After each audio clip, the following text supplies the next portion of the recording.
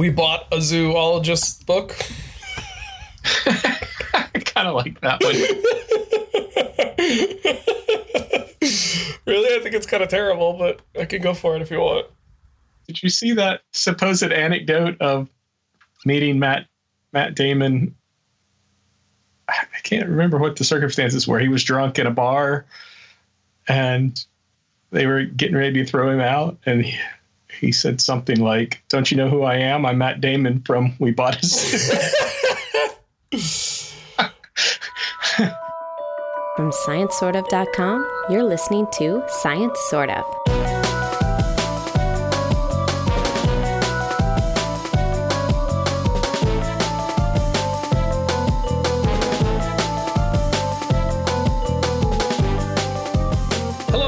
Science Sort of. You're listening to episode 338. Our theme this episode is We Bought a Zoo-ologist book.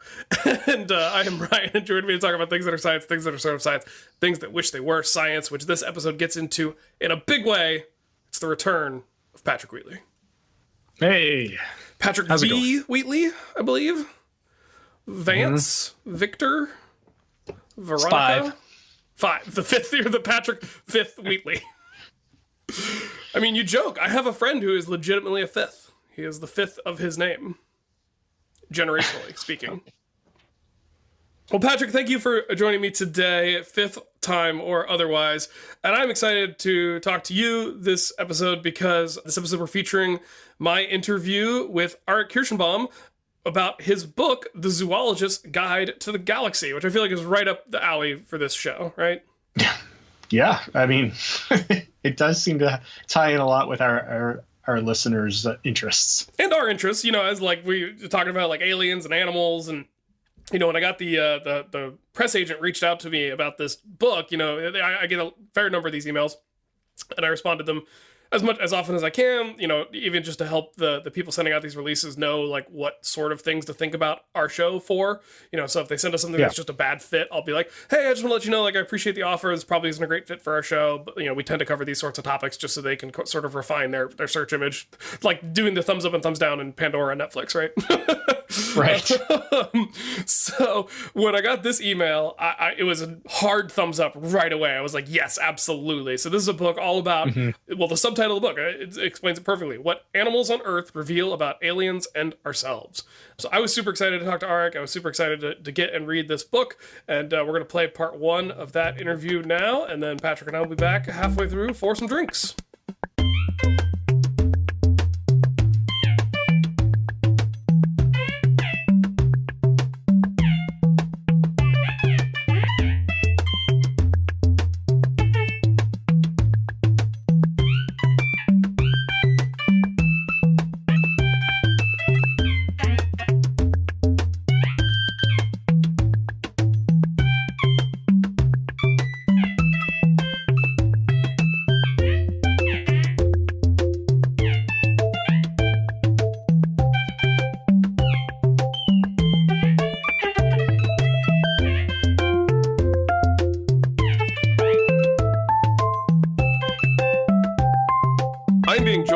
Dr. Arik Kershenbaum, who is a zoologist, college lecturer, and fellow at Girton College, University of Cambridge. He has done extensive field work on animal communication, following wolves around Yellowstone National Park and in the forests of central Wisconsin to uncover the meanings of different kinds of howls, as well as a number of different animals around the world, which we're going to talk about.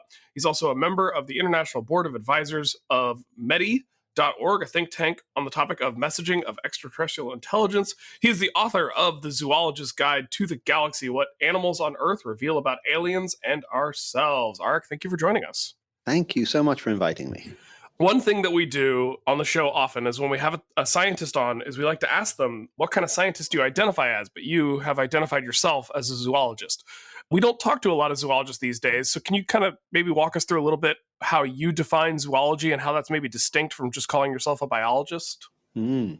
Well, so zoologists, of course, work with animals, and that's the basic idea. But there's a lot more to it than that, because we quite often people think about zoologists, they think about, I don't know, butterfly catchers or something like that, and people who look at animals and try and I don't know, classify them or describe them. But of course, that's not what science is about. Science is about understanding not what the universe is, but why it is, and what are the mechanisms that are taking place. Why are animals the way they are? Why do they look the way they do? Why do they behave the way they do?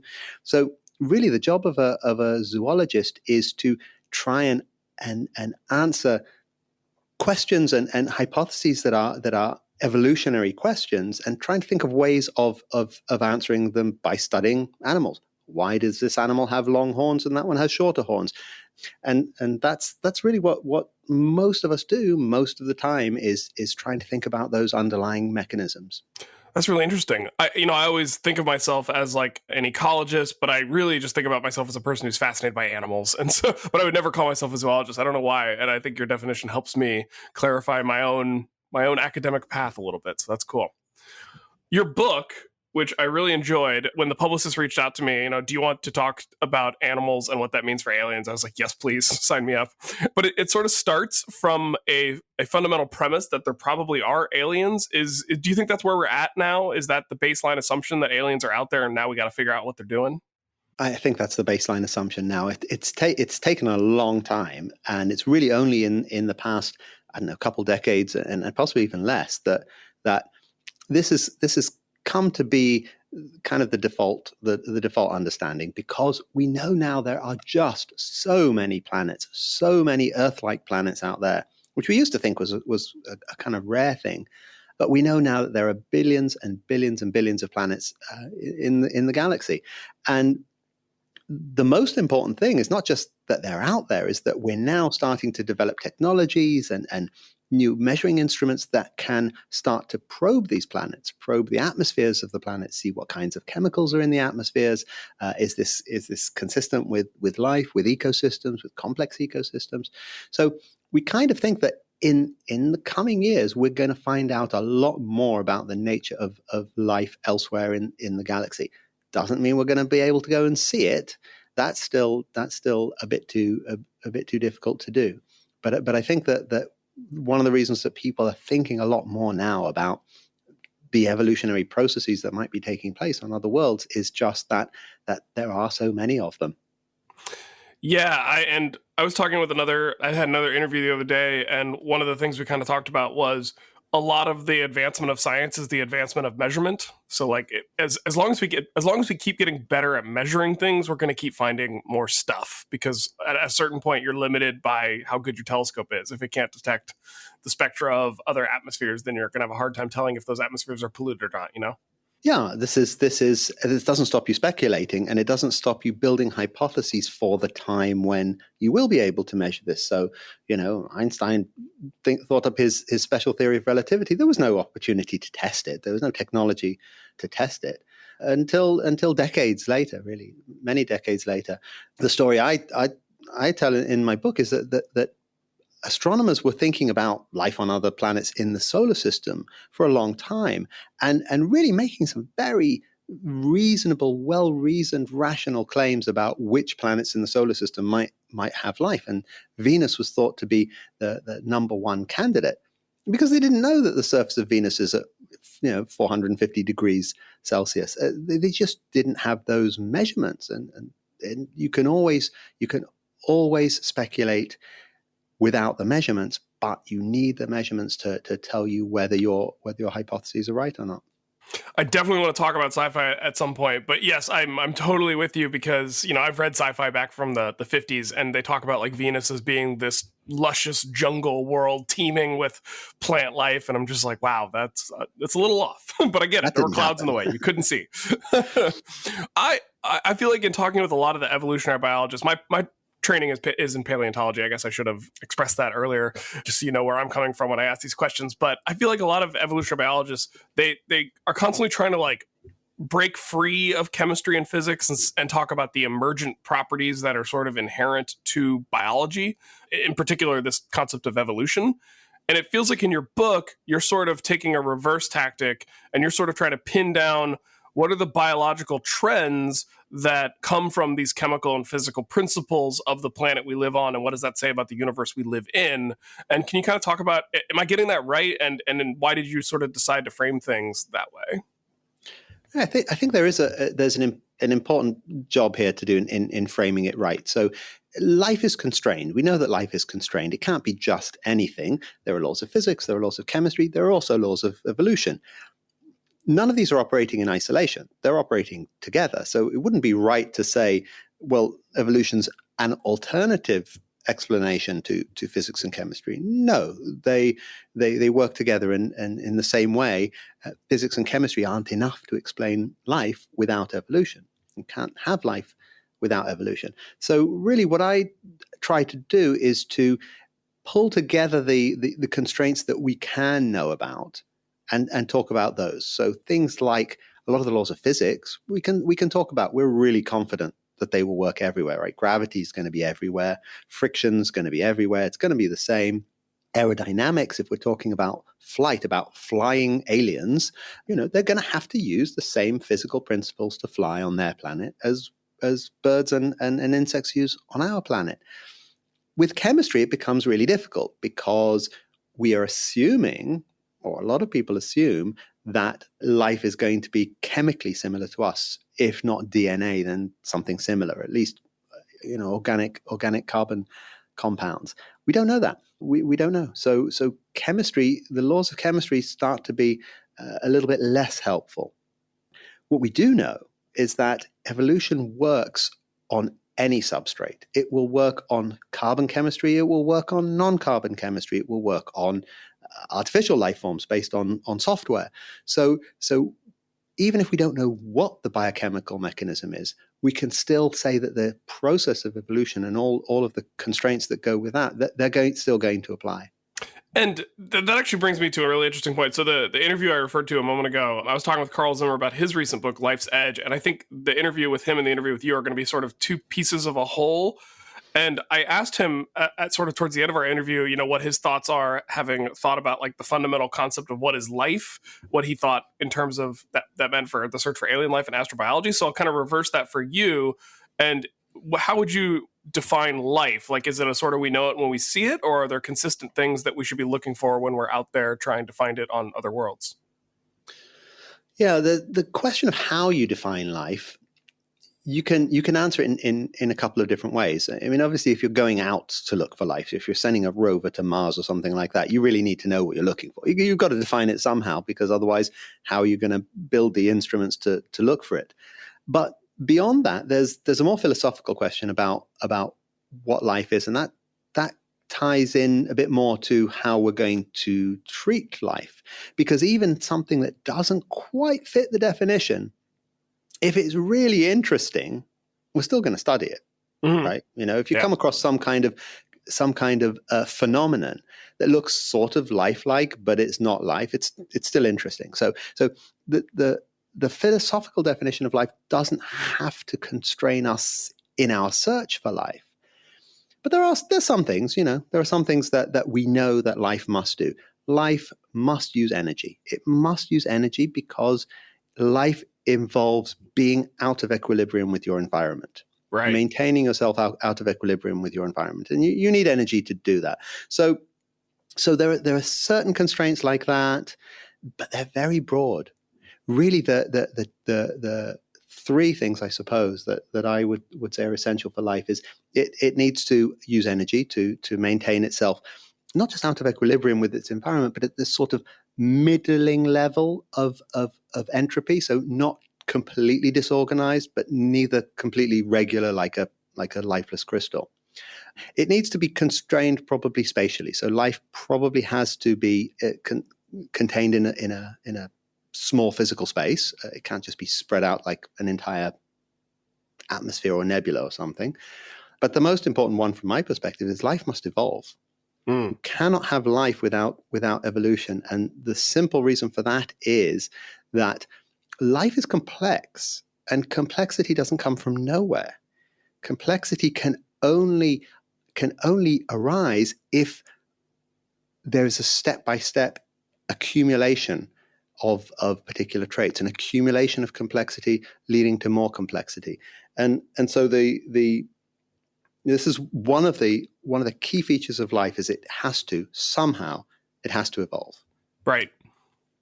That's I like that a lot. I'm reminded of this may be an out of date reference at this point, but when I try to talk about how evolution works and you talk about like mutation being sort of the fundamental step there, and one way you can think of that is if you have a page of readable text and you Xerox it, every once in a while the Xerox is going to drop a pixel and you're going to get like a black spot where there should have been a white spot or vice versa. And so every once in a while you're going to lose a letter. But when you're Xeroxing the copy of the copy of the copy over and over again, there's no mechanism to correct it. And so eventually you just end up with an unreadable page. And like evolution is this really cool way by which you can take the versions that correct it into something that means something else but still works, and you don't ever end up with that completely unreadable page. I guess you sometimes do. That's called extinction. But I'm such a huge fan of evolution, and I love thinking about like different ways to explain why it's so fundamental to what it means to be alive. Yeah, and one of the fundamental things about evolution is that it just will happen if the substrate is right. So even if you happen to think that there may be some other mechanism, which I don't. I mean, I don't see how there could be another mechanism. But even if such a mechanism existed, you're still not going to stop evolution. It's going to happen. We see it happening with cultural ideas, with cultural memes. We see it happening with computer software. So it's something that if the foundation is there, it's going to happen. There's going to be this competition. So why in this book? And this might be an obvious answer of just it's your preference, but why did you decide to focus specifically on animals in this book as opposed to all of potential life? Well, actually, I started the book thinking about communication because that's my field. My field is in animal communication. It's on what animals say to each other, why they say things to each other, what these different signals mean. And through that, I got involved with some sort of SETI work. So thinking about if we were to receive a signal from outer space, how would we know whether it contained any information? Is there something characteristic about language that we would be able to detect, some mathematical signature or something like that? So it was really through this idea of language as it's evolved on Earth is also highly constrained. And languages on alien planets, of intelligent aliens, if they exist, would be subject to similar constraints. But then when I started thinking about that, I realized that this doesn't just apply to communication. This applies to all the properties of life. And so I sort of spread out from that communication beginning to think about other things like movement and intelligence and social behavior and so on. So one of the reasons that animals are the focus is partly because that's my field. I'm a zoologist, and writing about alien plants would not really be in my direction. But it's also that a lot of the things that we're looking for, certainly if we're looking for intelligent aliens, arise out of what makes animals animals. What makes animals animals as opposed to something else, plants or some other kind of organism, is that they've got to move around. They've got to move around, and they're really time limited. Once you start moving, then time becomes short. A predator's coming to get you. You've got to run away. You've got to catch this piece of food before it runs away from you. So a lot of the interesting things about animals in the sort of universal sense, animals across the galaxy, is that they're facing very, very urgent problems all the time. And that leads to a lot of interesting behaviors. And in reading the book, it seems like over and over again, there were a few groups of animals that sort of came up as outliers. And it wasn't like sponges. Like we kind of agree that sponges are maybe this little bit more basal, less specialized form of animal. But it seems like you kept coming back to cephalopods as being this group that is kind of just doing their own thing. Can you talk a little bit more about like why cephalopods keep coming up as the outlier, and also why wasn't it echinoderms? Because I always felt like echinoderms were the weirdest animals, but you make a strong case for cephalopods. Well, they both appear quite a lot in the book. So the interesting thing about cephalopods, come to echinoderms in a minute, but the interesting thing about cephalopods is not so much that they're an outlier, but that they're actually quite similar to us. They're hugely distantly related. I mean, they're about as distantly, so these are octopuses and squids and cuttlefish and so on. They're about as distantly related to us as they are to any other animal. You know, they're completely a different form of animal life. And yet they've evolved a lot of the same kinds of structures and abilities that we have. So they have very vertebrate-like eyes. Okay, they have eyes that create a focused image, and they're also very intelligent. So they've developed, unlike a lot of other mollusks, right? You don't usually think of mollusks as being particularly intelligent, but yes, they're really relatively intelligent, and they have quite sophisticated communication, particularly when you think about the color patterns that cuttlefish can use to hypnotize their prey, and also to send messages to other cuttlefish, even very deceptive messages sometimes. So cuttlefish can portray one message on one half of its body and another message on the other half, depending on who's looking at it. Yes, we've talked about it on the show before. It's fascinating. So the interesting thing about cephalopods is that they've converged on a lot of the solutions that we think of as being very complex vertebrate or even human solutions. And that's nice because they illustrate how evolution keeps coming back to the same solutions. There aren't that many different ways of doing things. And so if you need to do something, you're going to come back to this limited number of possibilities. And yet I can't change the color of my skin on command or fit myself through a hole that only my mouth can fit through. But that's true. Yeah. But you can be deceptive in other ways, and humans are kind of experts at that, I think. The echinoderms though are interesting as well, because they really do represent a complete divergence from what the majority of animals on Earth have done. So almost all animals on Earth are symmetrical. They have a left side and a right side. And that's because it's so much more efficient for moving if you have a left side and a right side, and you can use all kinds of sort of walking strategies or wriggling strategies and so on. And echinoderms are also symmetrical, except that they lose their symmetry as they mature and they become rounded, and they don't seem to have a left side and a right side. And that's because they've evolved to exploit a niche where having a symmetrical body doesn't really help you very much, and there are other things that are more useful, like having hundreds of little feet. So the thing that the echinoderms teach us is that there are alternative pathways. There are alternative evolutionary pathways. And although most animal life on Earth has gone down this symmetrical pathway, there are some niches where you can get by in a different way.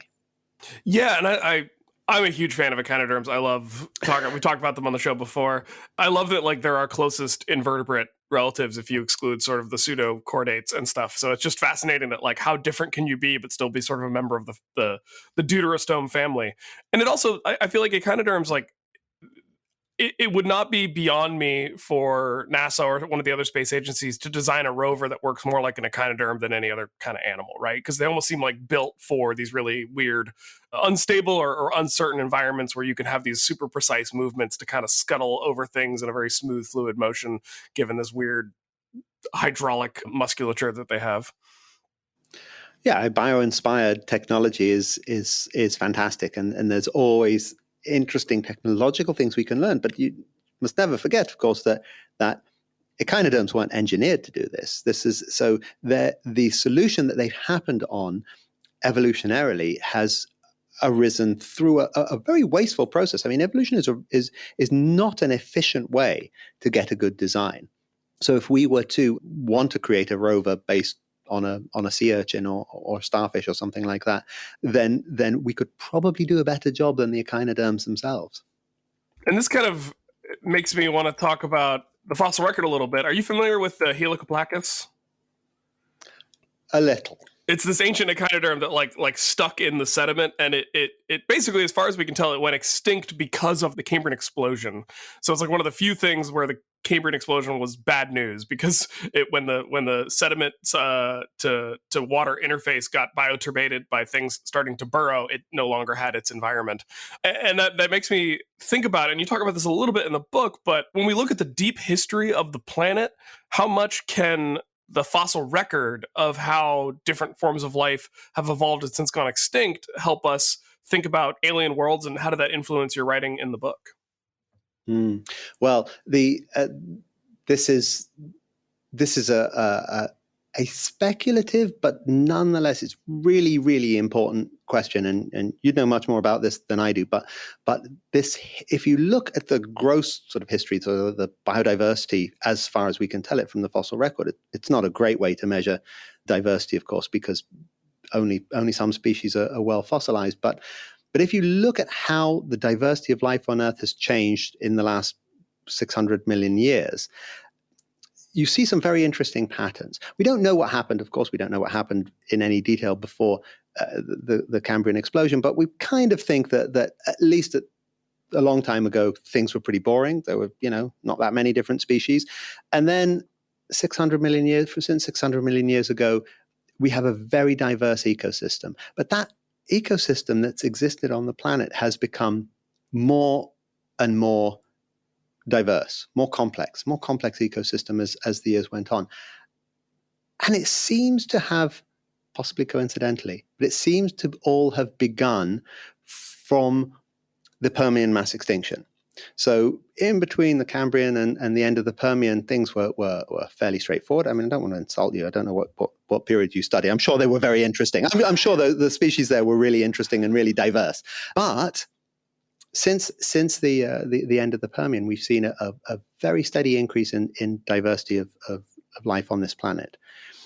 And that raises a lot of really interesting questions about how necessary these catastrophic extinction events are for a complex ecosystem to evolve, and what it would take for complexity for ecological complexity to arise and continue to increase and increase steadily over geological time.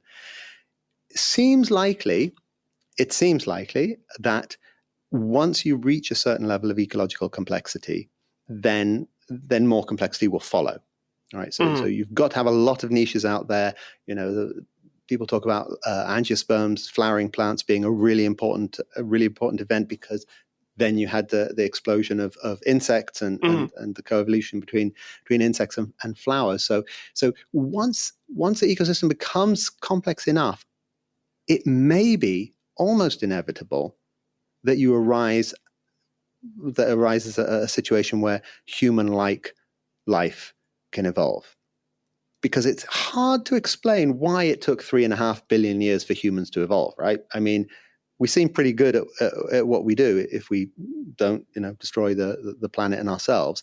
But we seem to be doing a pretty good job at solving our immediate problems. Why did it take 3.5 billion years?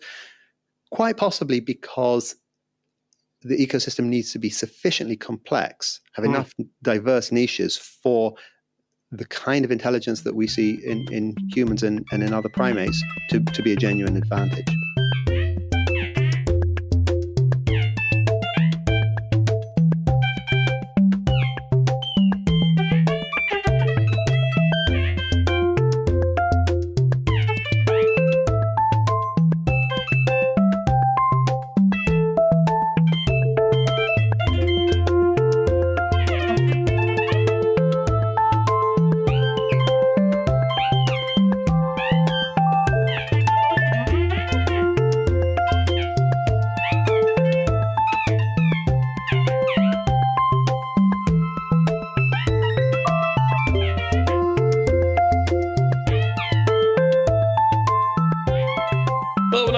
Science Sort of, if we didn't also talk about what we are drinking, because as animals, one thing I learned from this book is that you need water. I did not learn that from this book. I learned that in the Boy Scouts, that you can't get dehydrated. But the point stands, I think, Patrick, and I went first last time, so this time I will invite you to go first and tell us what you are drinking. Okay, well, I have another alcohol-free or nearly alcohol-free beer, again from BrewDog. So BrewDog, we discussed a little bit last time, sort of a microbrewery that's caught on in the UK, and so they're distributed, I guess, nationwide. Don't know about Northern Ireland.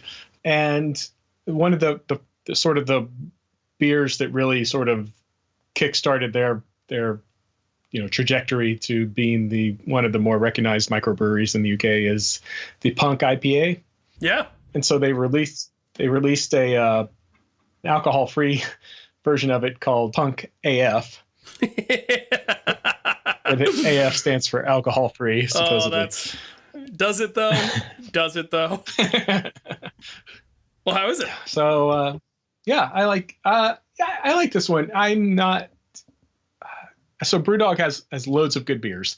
The Punk IPA is not my favorite of their beers, and I think it's probably not as good as a lot of the sort of U.S. style IPAs that you can get in the U.S. But it is sort of a U.S. style IPA, and it is perfectly adequate for that genre. It is tasty.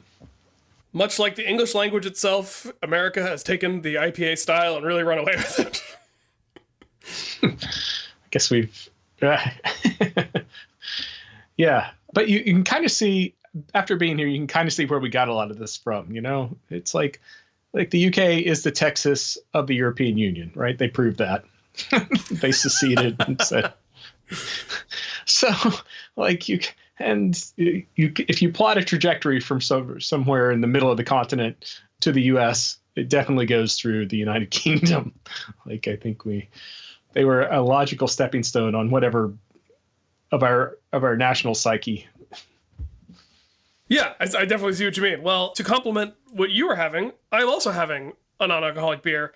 This is Athletic Brewing Company. It's called their Upside Dawn, DAWN, non-alcoholic golden. So again, mentioned it last episode, just exploring the space. Something Julie and I have been talking a lot about in our consumption habits is there's a lot of interesting products on the market, especially in food right now, that not that you get to show your values, but if you want to see more of them, we feel like you got to support them early on. While maybe this beer, it's a non-alcoholic beer from Connecticut. It's got less than 0.5% alcohol.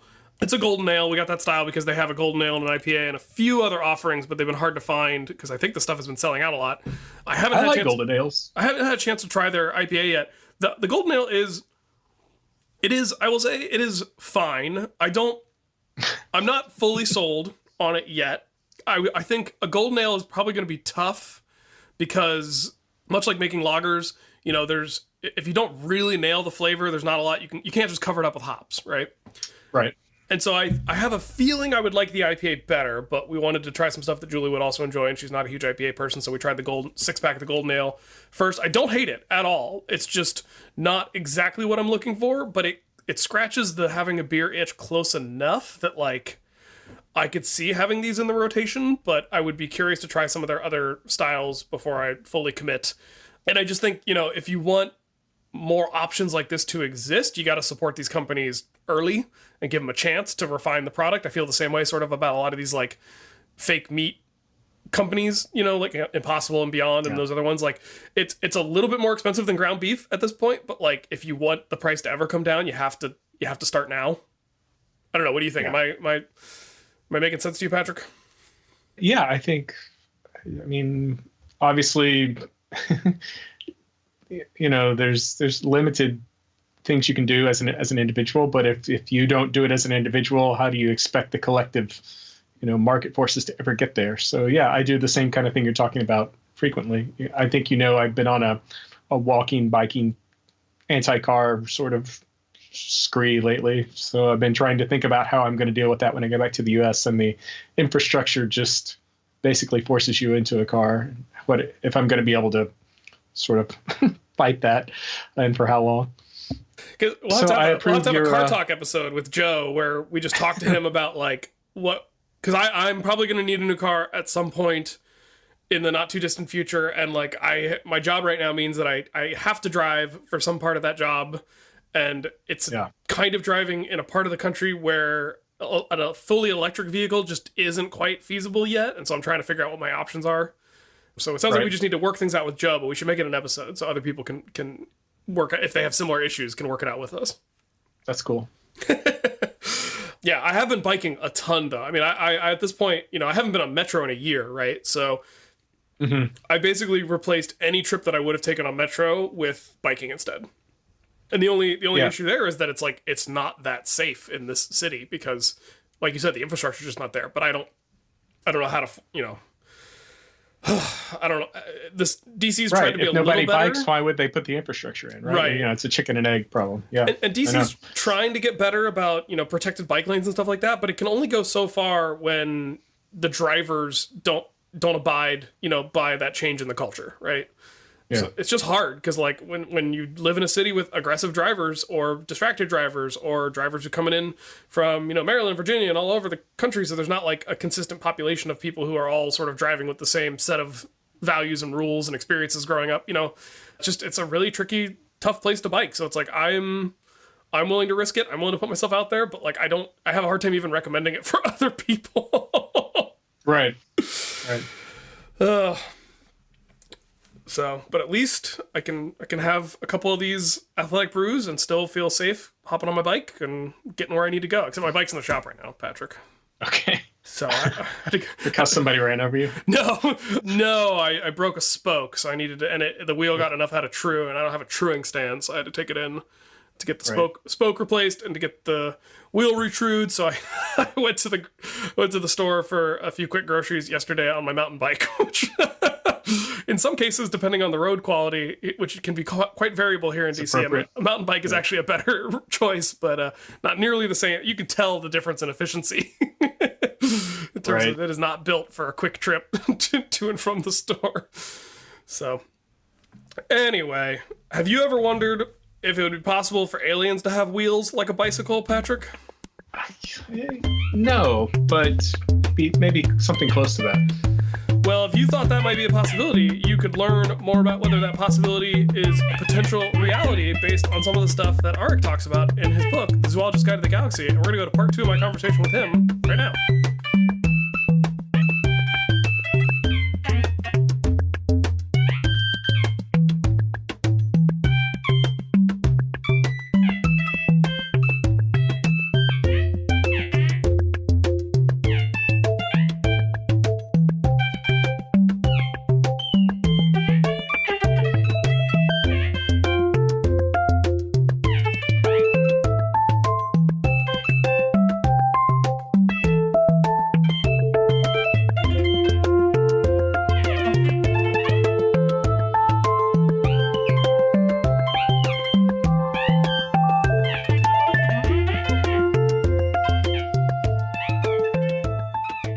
The stuff I study is far more recent than Cambrian. I don't touch any fossil since the last big asteroid hit.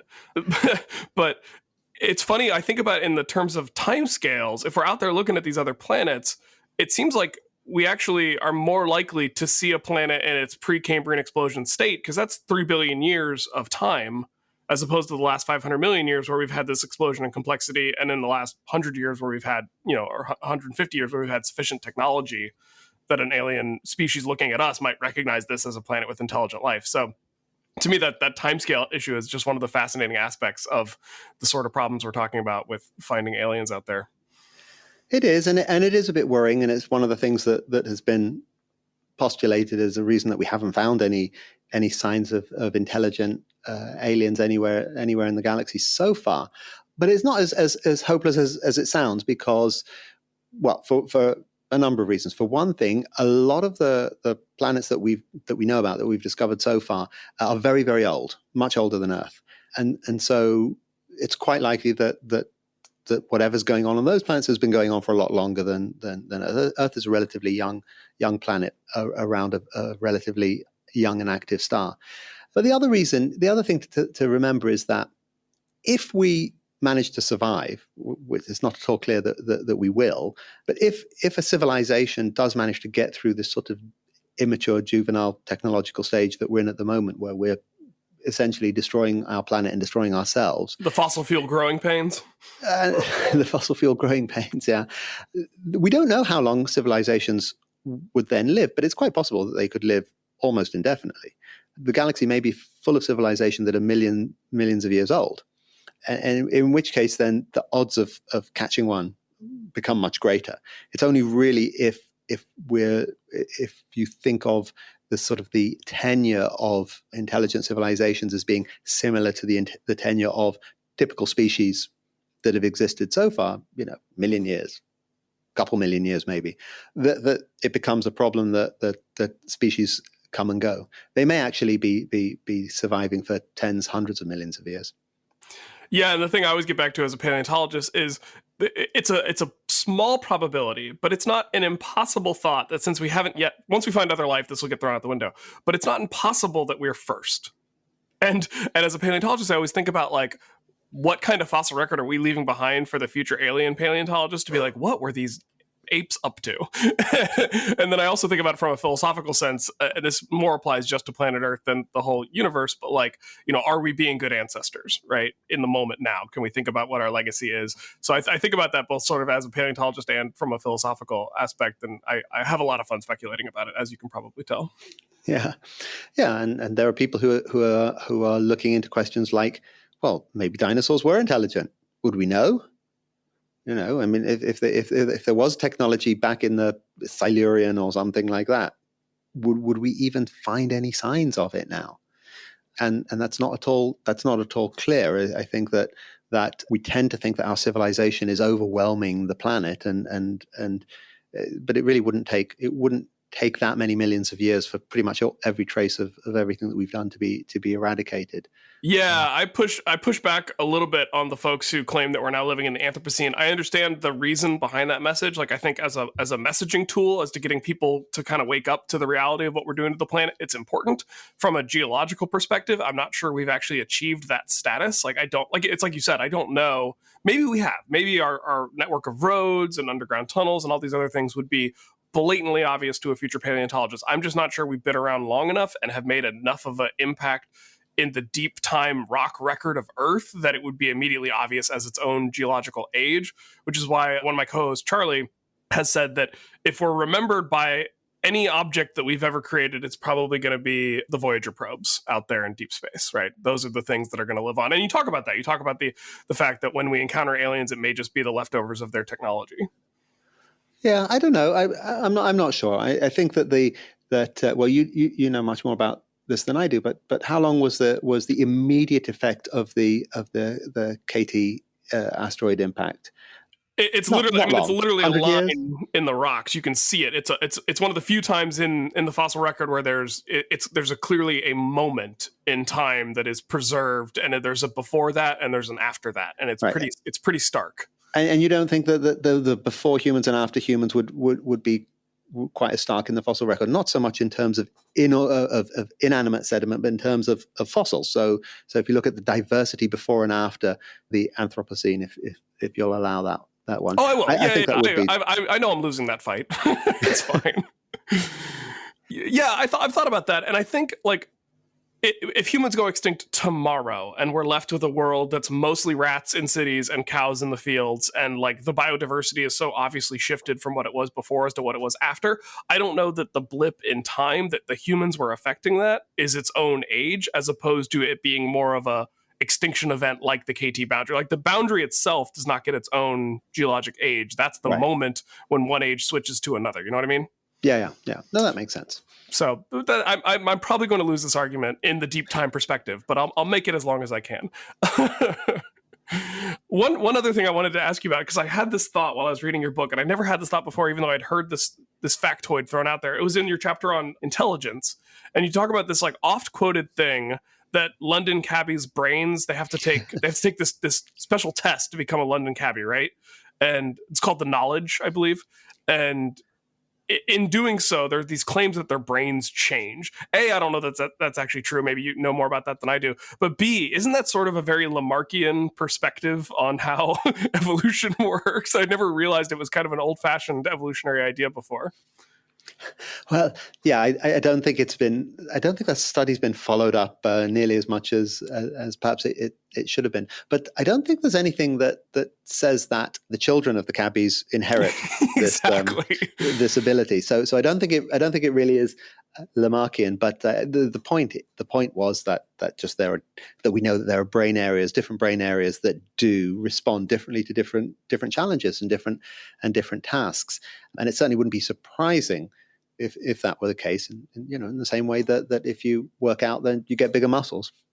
Yes, exactly. Okay, yeah. So not truly Lamarckian, but if they had studied the brains of the kids expecting to find a difference, maybe we could call it Lamarckian. That makes a lot of sense. I appreciate that clarification. You titled the book, or maybe you didn't title the book, maybe this is a publisher, but the book is titled The Zoologist's Guide to the Galaxy, reference to Douglas Adams, one of my favorite authors of all time. So first of all, how dare you? But second of all, why did you choose to follow in the great tradition of guides to the galaxies from British authors? Yeah, it is a guide to the galaxy, and I won't say it's tongue in cheek like the Hitchhiker's Guide to the Galaxy, but it's about how you or we as tourists see the universe, how we see the galaxy. We are inevitably constrained and brought up by our own experiences on our own planet. We're never going to look at alien worlds and view them without the experience that we've viewed animals on our planet. Well, that's an alien lion, and that's an alien wildebeest, and so on. So it really is about how a tourist sees a new site, right? This is how we use what we know to interpret what we're going to see. So there's a little bit of justification to it, but mostly it's a bit of a homage, yeah. No, I really enjoyed that. And I also want to say, I don't know who did the cover art for the book jacket, but it is a beautiful looking book. So I can definitely say it will look great on anyone's bookshelf if they decide to go check it out and add a copy to their library. You mentioned that like we'll always be looking at these alien worlds with our sort of earthbound perspective in mind, and maybe this is a function of the English speaking world, but it never ceases to make me giggle how the diversity of life that exists in the ocean is so varied and so different than the life exists on land. And some of these animals have lived for so much longer than the animals that live on land, but we're like, oh, that thing that's been around for a couple 100 million years, no, that's just a shark that's a tiger. It's a tiger shark. Like, no, that fish with whiskers, no, that's just a catfish. Like, we're so unoriginal when it comes to just like using our lived in experience as terrestrial mammals in sort of figuring out the diversity of all this other cool life that exists on our planet. Yeah, and of course, we forget all too easily that we are the way we are because we evolved in the oceans. This is not we are only creatures that crawled out of the oceans. So our origins are there, and like you say, we should be looking there for a lot of insight into who we are and what we are. And I think that's happening. I think there's been some really cool stuff. I mean, Blue Planet, can't complain really. It's been good. So if a NASA engineer or EU engineer approached you with a blank check and said, I read your book, it was awesome, help me design a mission to go find an alien animal, what would be sort of your ideal way to go out there and find something that we've been talking about in the book for so long? Well, realistically, for a realistic mission, it's going to be in our solar system. There's no realistic mission to any other solar systems, although I must say I'm very impressed with the breakthrough starshot idea, and I think that this is something that could actually work in my children's or grandchildren's lifetime. But anyway, if we're talking about an immediate mission to the solar system, then my target would be the underground oceans on the moons of Saturn and Jupiter. I think these are really, really exciting possibilities. We haven't thought about this nearly enough how life might evolve in a closed underground liquid ocean like we know exist on several moons in the solar system. So let's get out there to Enceladus and go down and see what's in there without contaminating it. I'm not quite sure how we're going to do that. Yeah, that's the trick. That's a bit of a problem. But yeah, one could imagine a whole ecosystem, very alien ecosystem, evolving under those conditions. We've got some lakes in Antarctica where we can go practice. I think, personally, I've thought about this probably more than one should as a paleontologist who has nothing to do with it. I think if you have something that can irradiate itself, and that's how the heat that it generates to both sterilize itself and sink through the ice to a point where it then can enter the ocean as a sterilized, hot object, then maybe we could get in there without accidentally contaminating it with any Earth life. But I'm sure there'd be some tardigrade water bear that would survive, and I'd ruin the whole planet. So... Yeah, but and missions are being planned, and this is not my idea. I think that everyone knows that these are really, really interesting systems that we've got to go have a look at. So I want to spend the last few minutes that I have you here talking about science fiction. You don't touch much on science fiction in the book itself, but I have to assume that based on the title of the book, you're a sci-fi nerd to some degree like I am. When it comes to examples of aliens in sci-fi, are there some that you enjoy or find a little bit more likely, even if you don't necessarily agree that they're, correct by the terms you lay out in your book? I don't complain about sci-fi aliens. I really don't, because sci-fi is there to tell us stories and to tell us stories about humans and to tell us about what humans are like. And if you take something like The Next Generation, which I think is the pinnacle of sci-fi, these are stories where all of our human difficulties, all of our human problems are made more manageable, easier to deal with because they're happening with aliens rather than with humans. So right. I'm not looking for that kind of realism, but I would say two things. One is that if I'm right that technological, intelligent aliens will live in societies like ours. They will have had to have gone through this evolutionary process where they're solving difficult problems, coming together as societies to solve them, and from there building technology. That I don't think aliens are going to be that different from us in terms of those same human qualities, right? Jealousy and greed and anger and mercy and creativity. These are all going to be things that we're going to find in aliens anyway. And I think that's fantastic. I think that makes a lot of sci-fi very believable. The one thing that I don't like about sci-fi aliens is when they have properties that are great, fantastic skills and abilities and superhuman abilities, but it's not clear how they could have evolved. So there are some things that are great, I don't know, like resistance to fire or something, kind of Marvel properties. There's no doubt it would be a wonderful thing to have. It's just not evolutionarily feasible. You can't see a sort of slow, step-by-step process by which a little bit would give you some advantage, and then that goes on and evolves to be more and more pronounced. So that's really my only critique I have of some alien. Right, you just don't want aliens that have superpowers. Or superpowers that I don't see how they could have evolved, really. Yeah, there's a comic series called The Legion of Superheroes that is based on the exact premise you just described, where basically every alien from all across the galaxy come together to form a team of superheroes, because no matter what planet you're on, each planet basically has its own superpower. And there's this one guy who's like 60 feet tall, but can also be normal human size. But on his planet, everyone is 60 feet tall. So he wants to be called Micro Lad, because he's like, my power is not that I can grow to 60 feet. My power is that I can shrink down to your size. And it's very funny. It's a very funny twist on that. Okay, so you mentioned Groot in the book. Have you heard this thing that E.T. is supposed to be a plant, according to like the original script? No, I didn't know that. But I do. I mean, I don't talk about plants a lot, and that's partly because I'm a zoologist. But I do think that there is a fundamental difference between organisms that chase after their energy and organisms that don't chase after their energy. Right. And I think that is something that's you're going to see anywhere in any ecosystem. And we happen to give a little label to the first one, animals, and the second one, plants, even if they're not in any way like the animals or plants that we know. But I think that is a fundamental distinction.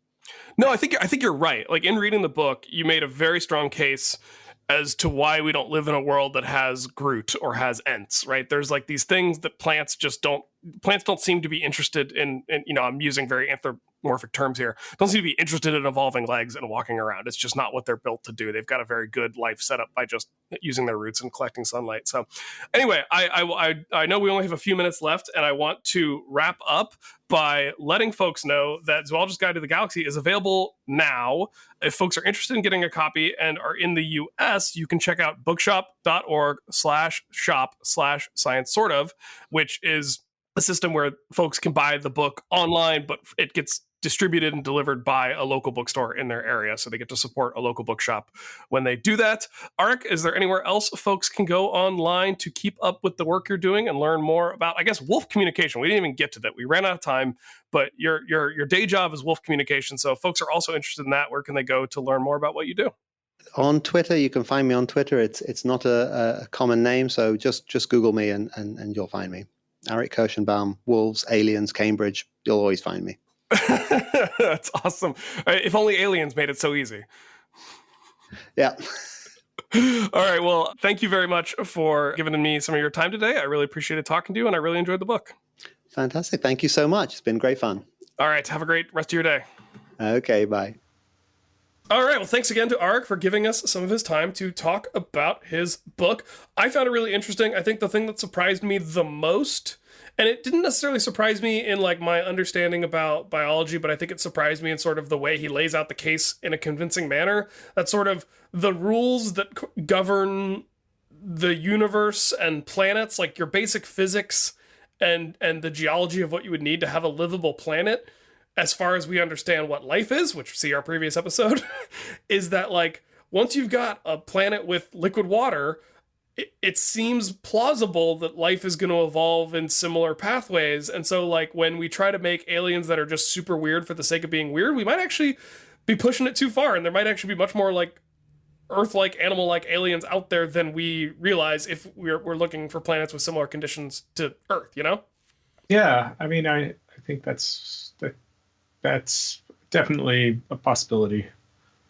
I think maybe bilateral symmetry is a little much to hope for. You know, so maybe Star Trek's a little far.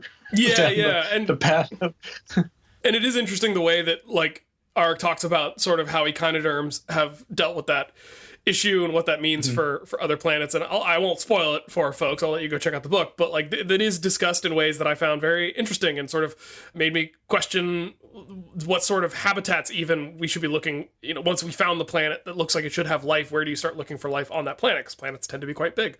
I have a sense that if life evolves on another planet, it's going to spread rapidly, so it won't be that hard to find once it's there.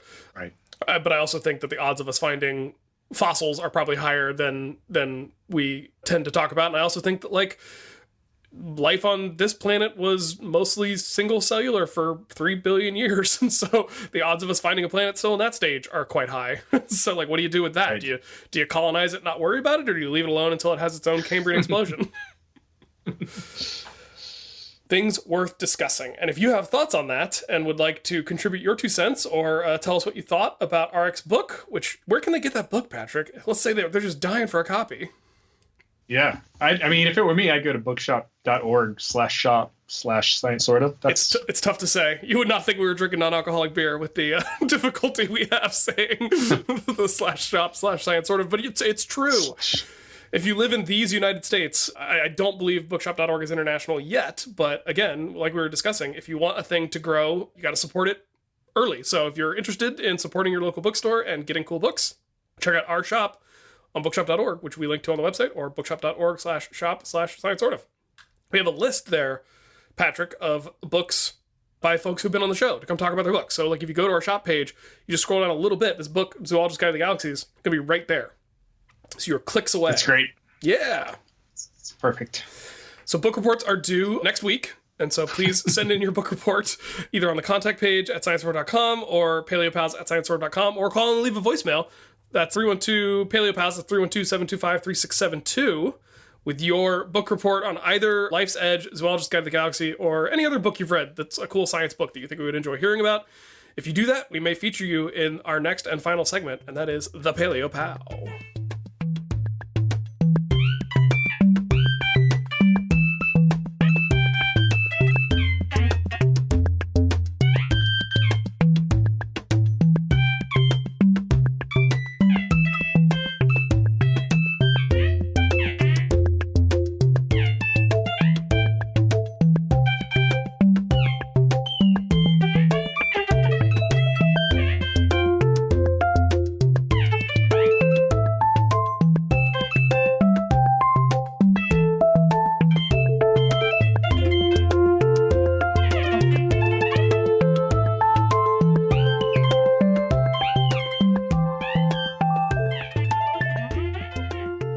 PaloePOW is a segment of the show where we delight in feedback from the listeners. I paused on delight, Patrick, because I got to start us off with one that is not the best kind of feedback to get, but maybe important feedback nonetheless.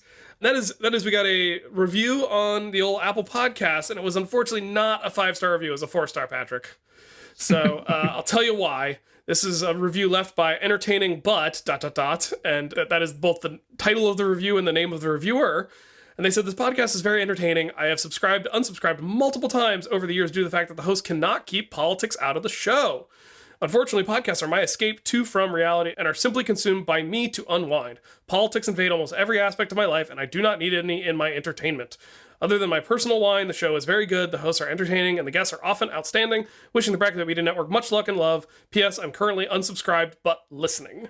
So, thanks for the feedback.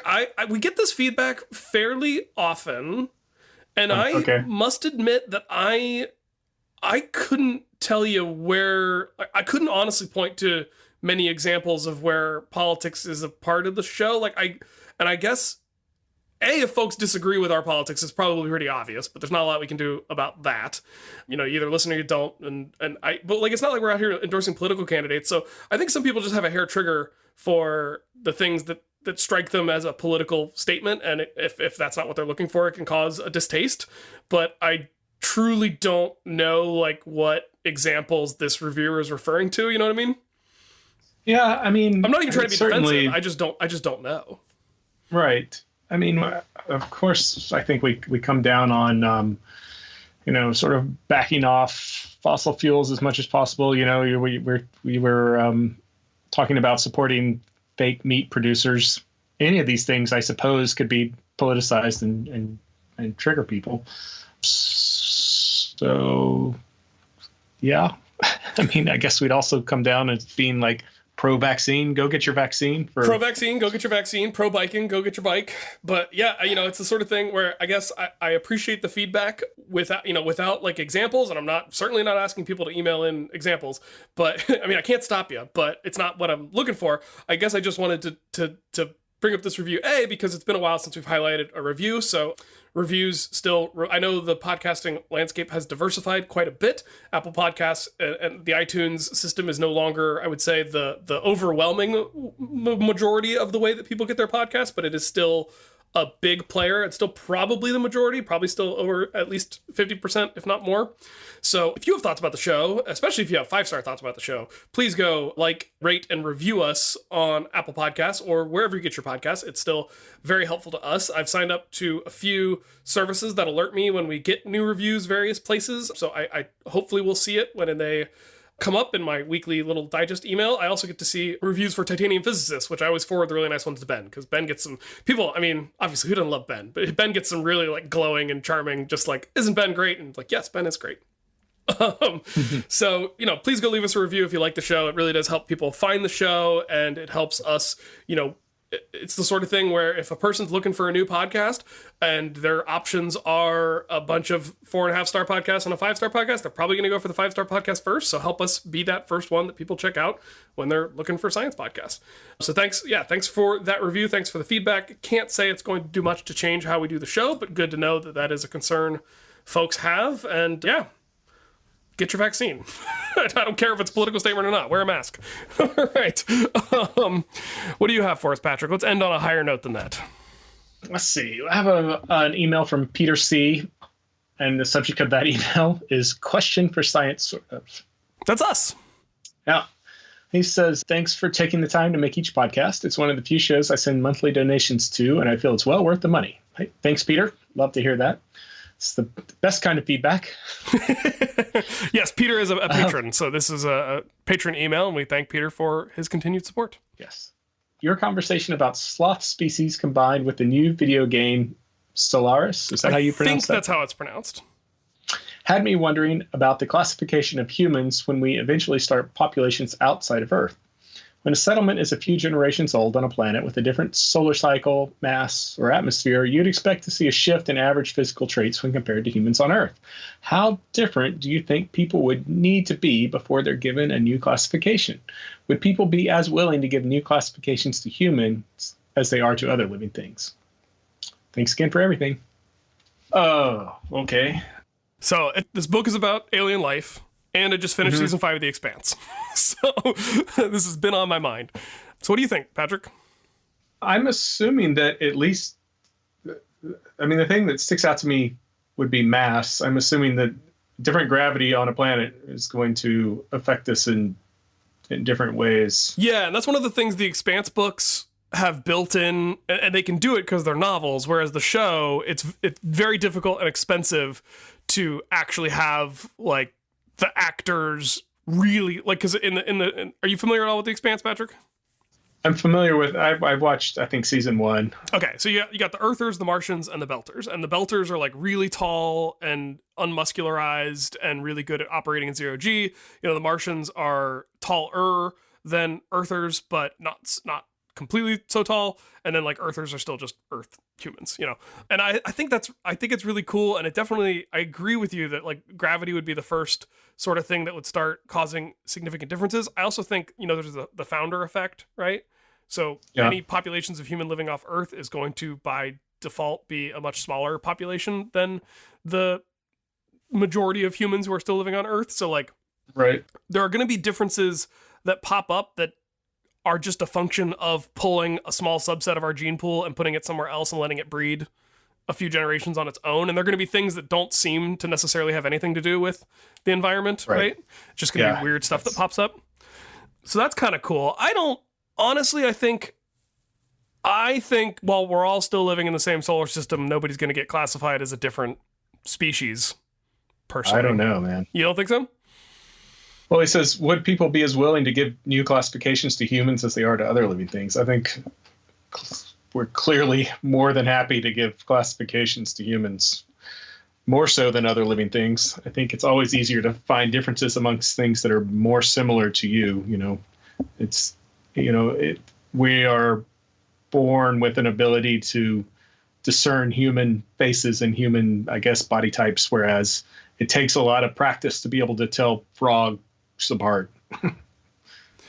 Yeah. You know what I mean? I do. I just think, yeah, I mean, the whole, you know, so it's tricky because, like, and we've talked about this on the show before, is that the way that we split species into specific groups is different based on what field you're talking about, right? So a paleontologist defines what a species is differently than a biologist, because they just have to, because biologists are all interested in, like, breeding and potentially interbreeding and allopatric separation and all these other things, you know, just separating two populations into two different areas and letting them breed. And, like, paleontologists, we can't do that because we don't have a living system to work with. We're just looking at fossils, right? And a lot of times the soft tissue anatomy to even tell, like, males from females is tricky. So, like, I was talking about this with a group of paleontologists the other day, because there's always in paleontology debate over, like, is Triceratops a juvenile Torosaurus? You know, is Nanotyrannus a juvenile T-Rex? Or are these separate species?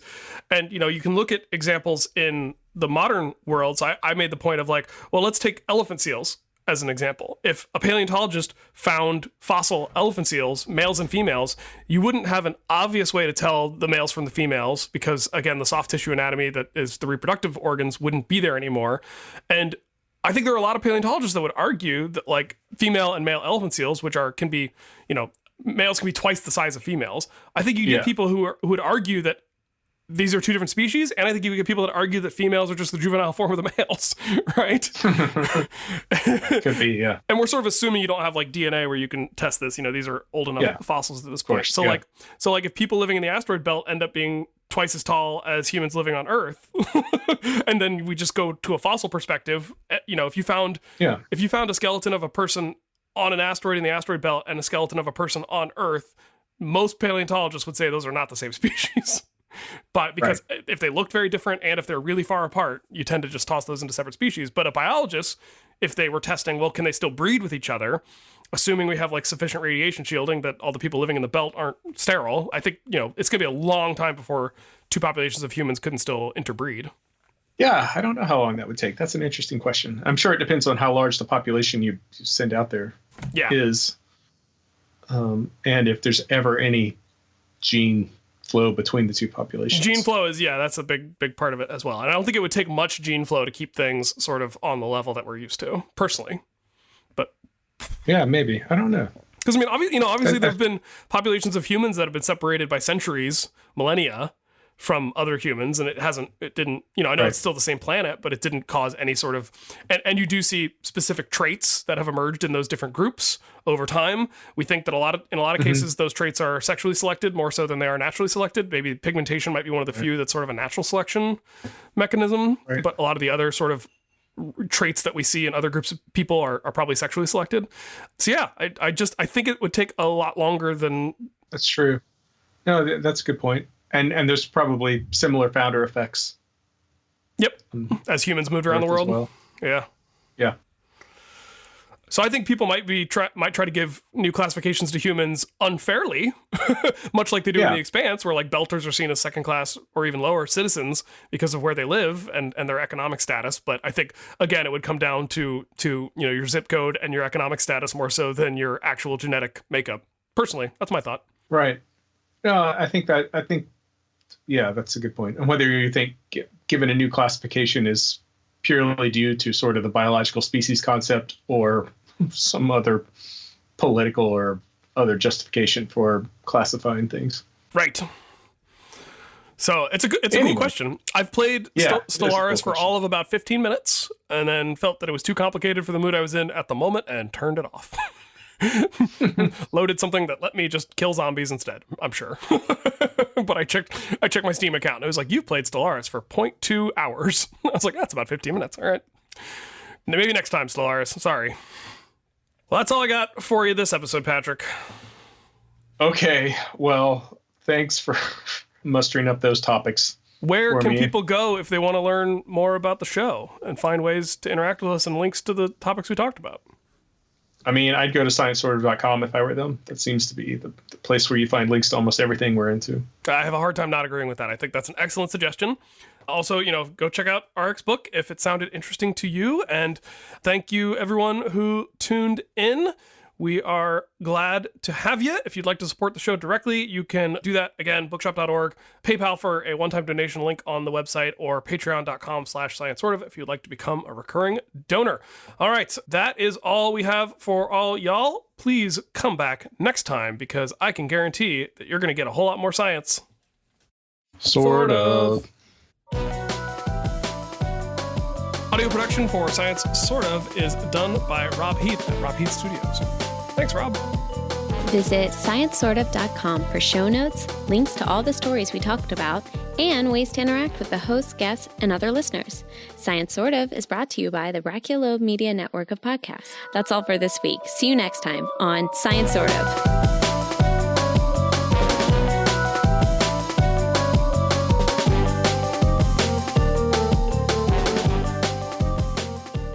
When Larry King died, there's this clip of Ben Schwartz, the guy who does the voice for Sonic, on Larry King Live, and Larry King has no idea what Sonic the Hedgehog is and why there's a movie. And so he's like, what is this? What is a hedgehog? Why is this a movie? And Ben Schwartz is like, oh my God, I'm so excited right now. And so Ben Schwartz is like, and how did you come up with the voice? And he's like, I can't do the voice because he literally wasn't allowed to do the voice while promoting the movie because they wanted it to be in the movie. He's like, but Larry, like, how would you do a hedgehog voice? And so he gets Larry King to do his version of the Sonic the Hedgehog voice. Hello. That's great. Hello, I'm just a hedgehog. That's... No one cares about me. Okay.